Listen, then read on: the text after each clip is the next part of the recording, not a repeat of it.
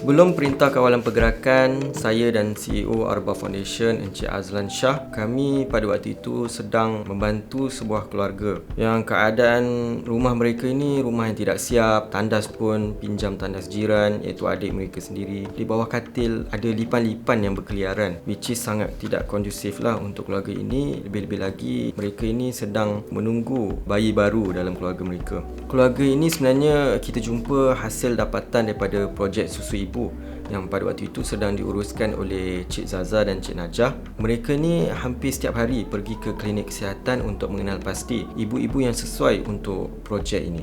Dalam waktu yang sama, kami juga sedang menguruskan event yang dikhususkan untuk young parents pada waktu itulah. Tetapi dalam sekelip mata, segala planning dan usaha yang kami sedang buat pada waktu itu terpaksa diberhentikan serta-merta disebabkan oleh pandemik COVID-19 dan juga Perintah Kawalan Pergerakan. Register untuk Arba Parenting Talk kali ini ya. Selaku sebuah yayasan yang objektifnya adalah untuk membantu orang, kita mengenal pasti apa masalah utama dan bagaimana untuk menguruskan dengan cara terbaik dengan sekatan yang ada. Jadi, Arba Foundation melancarkan kempen infak berbuka puasa keluarga susah di Malaysia. Kempen ini fokus pada keluarga yang paling susah dahululah. Contohnya, yang pertama, keluarga yang terputus pendapatan dan mereka ini tak ada simpanan. Mereka ini biasanya gaji hari. Contohnya seperti pekerja buruh, peniaga kecil-kecilan yang meniaga kuih, meniaga pasar-pasar malam dan sebagainya. Dan pekerjaan-pekerjaan ini kami dapat daripada data yang ada dan mereka ini terkesan paling teruklah apabila PKP dilaksanakan. Dan kedua, ada ahli keluarga yang sakit ataupun OKU. Yang ketiga, ibu-ibu tunggal. Dan yang keempat ialah keluarga yang mempunyai tanggungan yang ramai, anak-anak kecil, lebih-lebih lagi yang masih menyusu. Jadi mereka ini perlu dibantu secepat mungkin dan semudah mungkin bagi yang ingin membuat sumbangan dan juga yang ingin meminta sumbangan tanpa mengenepikan saringan yang teliti. Jadi seperti apa yang anda semua nampak di media sosial dan juga website Arba Foundation, apa yang kita buat ialah kita menerima duit sumbangan daripada orang ramai, semudah mengisi nama dan nombor telefon, kemudian mereka pilih berapa sumbangan yang mereka nak bagi, kemudian mereka transfer secara online. Untuk pemohon sumbangan, mereka perlu mengisi maklumat yang lebih detail, contohnya IC, maklumat pasangan, maklumat anak, maklumat tempat tinggal, pekerjaan dan sebagainya. Dan kita terus minta nombor akaun bank mereka, sebab tanpa akaun bank kita tak boleh bantulah disebabkan oleh PKP. Selesai mereka mengisi borang di platform Yeza, which is memangnya adalah nadilah bagi kempen Arba Foundation kali ini. Selepas itu kita akan saring mereka ini melalui database yang kita simpan di Yeza.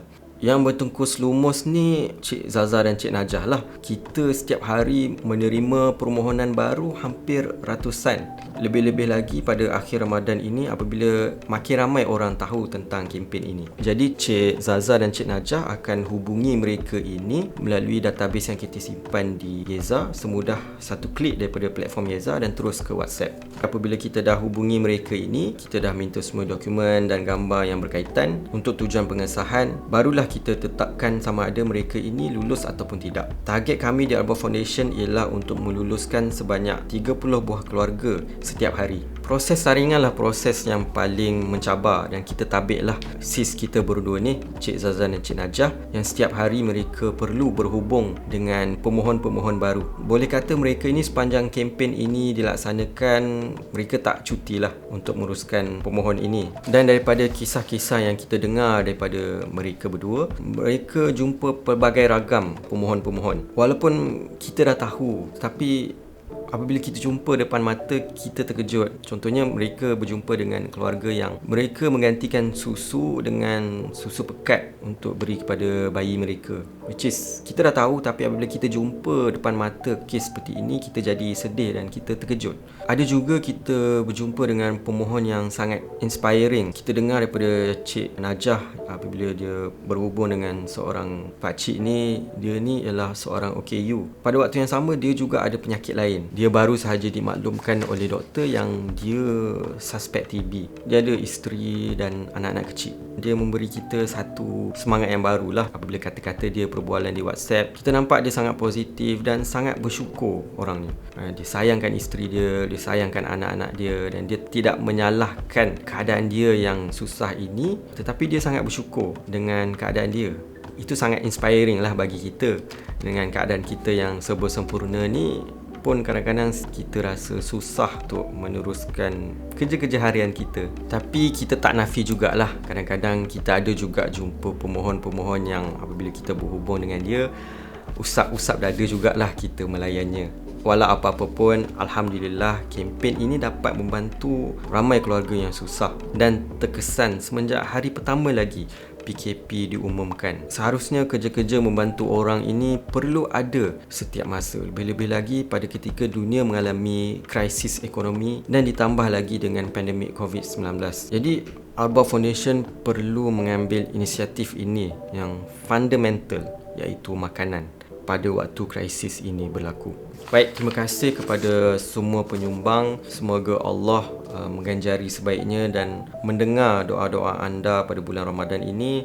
Dan terima kasih juga kepada semua pemohon yang telah memberikan kerjasama kepada kami. Semoga Allah mempermudahkan urusan anda semua. Jadi untuk minggu terakhir Ramadan ini, kami mensasarkan dapat membantu sebanyak 500 buah keluarga. Jadi bagi anda di luar sana yang sudah menyumbang ataupun yang belum menyumbang, kita mohon dan kita harap banyak lagi sumbangan yang anda boleh lakukan supaya kita dapat mencapai target kita, dapat membantu seramai 500 buah keluarga untuk minggu Ramadan terakhir ini. Terima kasih. Assalamualaikum.